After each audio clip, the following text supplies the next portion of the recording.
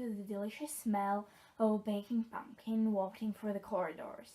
Even better, Professor Flitwick announced in charms that he felt they were ready to start making objects fly, something they've all been dying to try since they were making Neville's toads swimming around the classroom.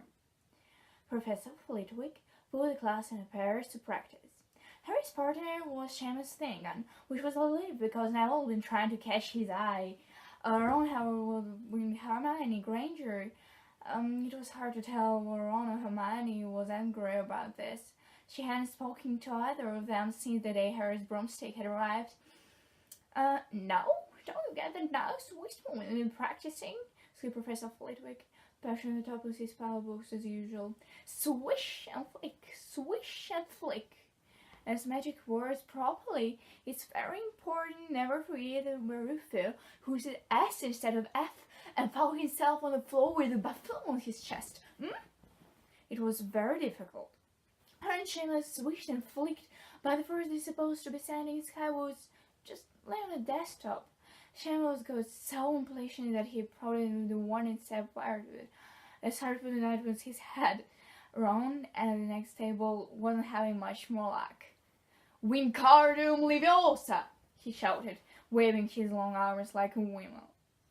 You're saying it wrong, his tongue snapped. It's Wingardium Leviosa. Make the gar nice and long. You should have done it, you're so clever, Ron snarled. Hermione rolled up the sleeves of her gown, flicked her wand, and said, Wingardium Leviosa!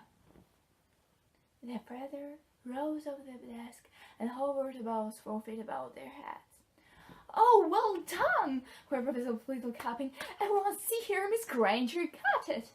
Ron wasn't in very bad temper by the end of the class. It's no wonder no one understands her, he said to her as he pushed away into the crowded corridor. She's a nightmare, honestly. Someone knocked into Harry as they had passed her. It was Hermione.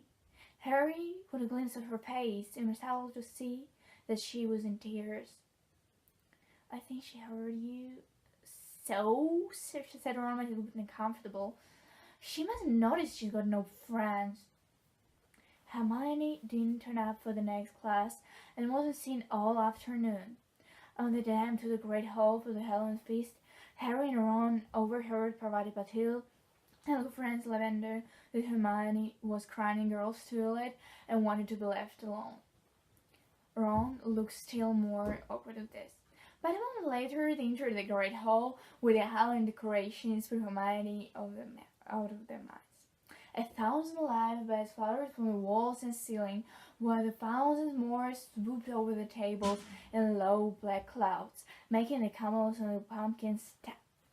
The fleece appeared suddenly on the golden plates, and Harry started on the banquet. Harry was just helping himself to take potatoes when Professor Quirrell went spilling into the hall, his turned at the school, terror on his face. Everyone stared as he reached Professor Dumbledore's chair, slammed against the table, and gasped, Troll in the dungeons! That you ought to know. Then sank to the floor in a dead faint. There was a war. It took several purple final crocuses falling into the end of Professor Dumbledore's wand to bring silence. Prefects, he rumbled, leave your houses back to the dormitories immediately.